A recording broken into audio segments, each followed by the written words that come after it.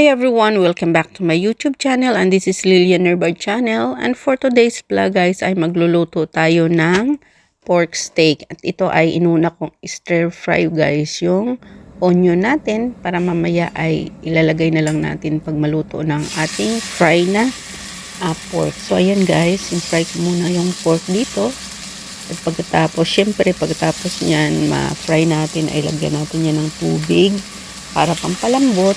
At saka na natin ilagay yung ating onion kasi may timpla na yan guys yung pork natin.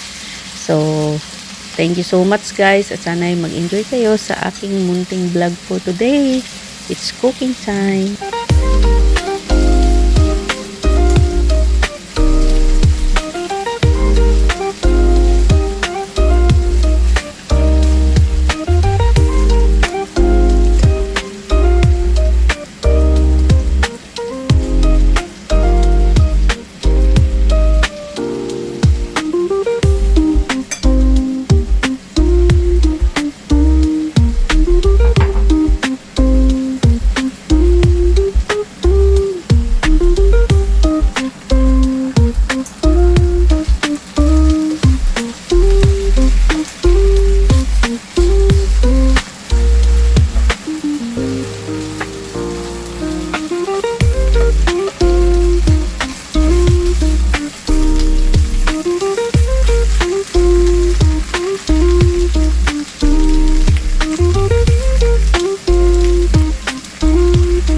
Ayan na nga guys, at pagkatapos nating iprito ay ayan, nilagyan ko ng water. Tansya na lang yung water guys hanggang mapalambot natin ang ating pork.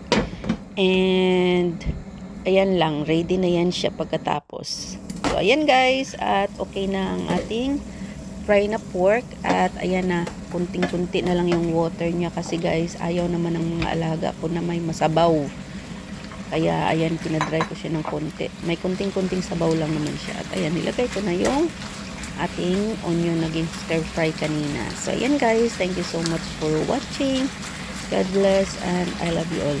Ingat kayo palagi at kung hindi pa kayo guys nakasubscribe, please subscribe Lilian Herbard channel at pakipress na notification bell para updated kayo sa aking mga bagong upload. Bye and see you my next vlog guys.